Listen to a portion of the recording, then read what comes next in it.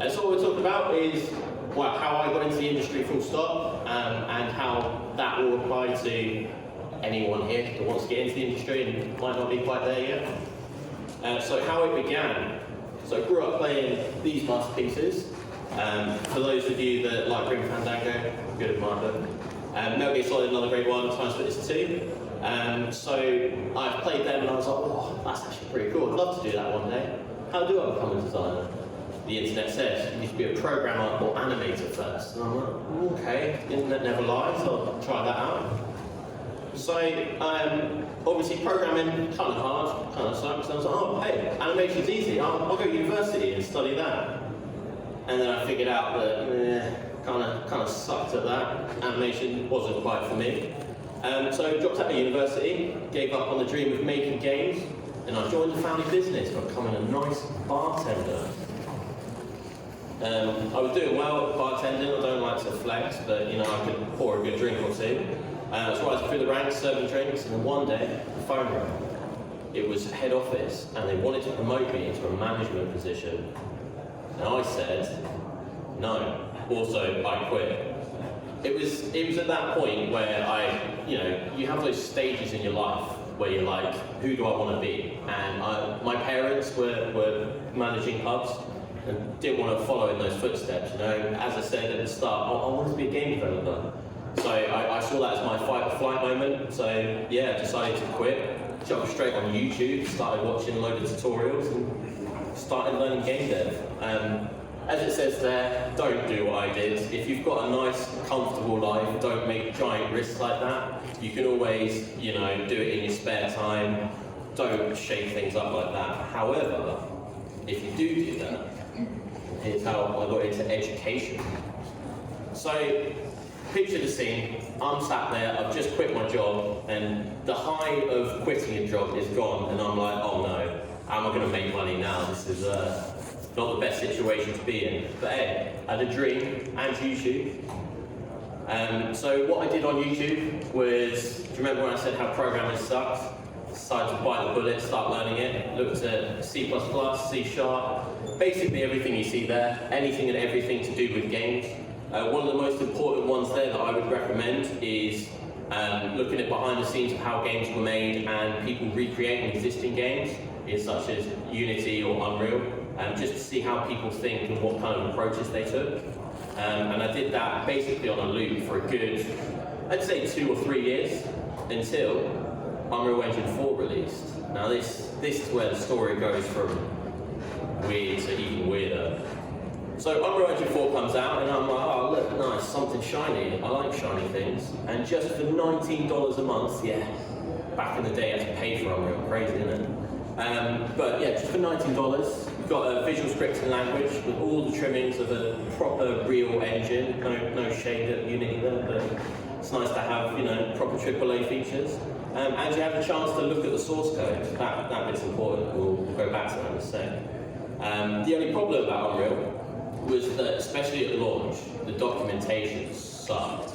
I mean, you couldn't learn anything, like how do you move an actor in a scene? Good luck, have fun. And so that was frustrating for many people, but there was a massive opportunity there, because if you remember, see callbacks, I know what I'm doing, look at the source code. So all that time I spent on YouTube learning how to code, I could now use that source code and figure out how these things worked. Such as the particle system. I can look into the source code of, oh look, it's spawning that thing there when you fire this function. And rinse and repeating that, I started to begin to understand the different engine features. And then, what if I took what I was learning and made tutorials to help others? And that's exactly what I did. So what I do is I take a look at, I don't know, I think the first feature I looked at was, that's a good question, I think it was the UI. So I took a look at the UI and the source code of that, and I was trying to oh, how do I make a button that you can press? And I found a little chunk of code, which if you weren't a programmer, it'd be like, what is this wizardry? But because I spent all that time on YouTube, it was, oh hey, that's actually relatively simple. You do this, and then this, and just turn that into a tutorial, put it online. I eventually set up a website for those tutorials, made some example projects. that ended up being not the greatest thing to do, because if you're going to do something like that, don't put it on your own website. I think by the end of 2 years, I'd used 250 terabytes of data, of bandwidth, sorry, on the website, which might sound impressive, but when I remember, I just remember how expensive those bills were. So don't do that. Invest in a CDN or looking into any kind of external storage. But the important thing here is, because I was documenting essentially what I was learning, so I'd learn how to push that button, I'd make a tutorial, that was something tangible that people, if they were interested in, oh hey, what does he know, they can look at the website and they can see, oh look, he's got a clear understanding of how to push a button or anything else on the website. The powerful thing about that is, not only was I helping others by teaching things that they might not understand, but I also essentially had a portfolio of, this is my knowledge base, this just shows how comfortable I am with the engine, or just how comfortable I am, full stop, with diving into something that most people didn't want to touch. So question time. I'm not actually going to call up on you to do it in your heads, but Epic Games saw that educational portal that I set up, and they gave me either A, an Epic Mega Grant, essentially just free money, B, a job, C, all of the above, or D, none of the above. And whilst it'd be funny if it was D, the answer is C. Basically, yeah, they saw the educational stuff. Obviously, their documentation was not too hot. So they were like, oh, hey, come work for us, and here's a boatload of money, which was very fun. After that, once you're in the industry, a place like Epic Games is your first job, it's smooth sailing, it's just hop into wherever you really want to go. So worked at Epic for a couple of years. Some games you might have heard of, some games you might not have heard of. Sadly, with NDAs, I can't say everything I've worked on. But now I'm at the multiplayer group. So the multiplayer group is quite interesting. Obviously, it's not the purpose of the talk, and I'm not going to shield them too hard. But they basically work in the shadows on all the biggest games. It's quite an exciting place to work, and I would not have got there if I didn't do something as simple as, oh hey, I learned this cool thing, I'm going to stick that online to teach someone else how to do it. And basically, how you can do it too. Nice simple cheat sheet there. Step 1, learn something, be it, oh hey, this is how you push a button, or this is how I create a character. It doesn't have to be programming related, it could be design related, like, oh, this is how Mario achieved tutorials, or if in 3D, this is how I make this character look not stupid, or anything like that. Start learning it, start just putting it out on the internet, showing people, hey, you want to do it too, that's how you do it, and just keep repeating. And by then, well, I guess I skipped a slide, but by then, once you've got that portfolio going, it's very easy to take that to people and say, this is what I can do, this is yeah, that's basically it. But I did have a question slide somewhere, but I guess it's gone. But if anybody has any questions, I'll be happy to answer them. Don't all get up at once, but yes. Do you start your website? Say that again, sorry? Do you start your website? So that was the slide that was missing. So the story behind the website is that 2 years when it got super expensive, I decided to retire it for a bit. I have brought it back in a more cost-effective way. I'm not sure if I can write it down for you or something, but it's kitatusandfriends.co.uk. That's KITATUS and friends.co.uk.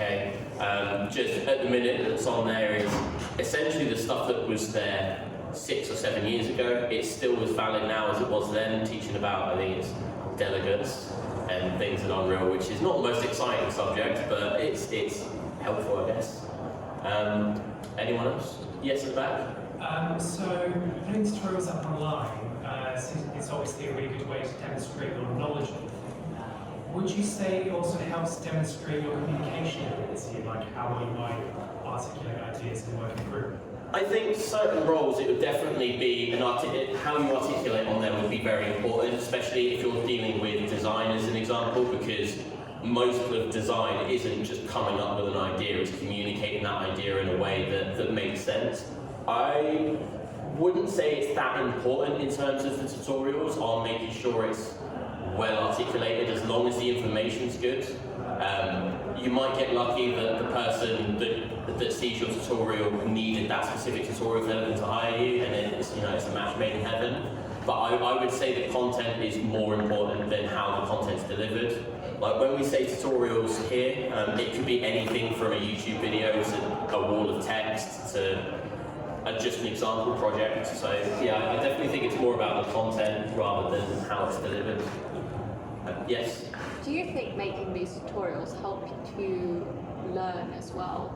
Yeah, without a doubt. So funny story is, over my industry time now, which I think is just coming up to 10 years, which is very depressing, but that's how quick time flies when you're having fun. Over that time, I've forgotten things that I've learned in the past, and I look up, how do I do this? And I find my own tutorial. That's happened at least 4 or 5 times now. But it's the reason why I think this is the cheat sheet smoking gun way is because you're learning as you're writing these things. That's the whole point behind it. So you learn something cool and you're like, oh hey, I'm just gonna write that up so either A, I don't forget, or B, I can help someone else. But yeah, any yes? So how did you reach your first, rather, consumers of your content? Did you just post on YouTube without any marketing at all? Or No, literally no marketing. It was literally just write it on I think I set up a Wix website and literally just put the content on there. Didn't do any of the SEO or anything like that. Just literally put the content up and just kept doing it. Started doing YouTube videos where I literally just read out that piece of content. Like if you find my YouTube, I don't like talking about it because it's not fan of quality, but if you find it, it's literally verbatim copying what's on those tutorials. The best thing about tutorials is people go looking for what they want to know. So if they're looking for how to open a door, wherever you stuck that, be it on a blog or anywhere, it's going to come up on Google, and that's how they get exposed to your content. Anyone else? Going once, going twice. No? Oh well, there you go, screen turned off. Thank you very much for your time, everyone.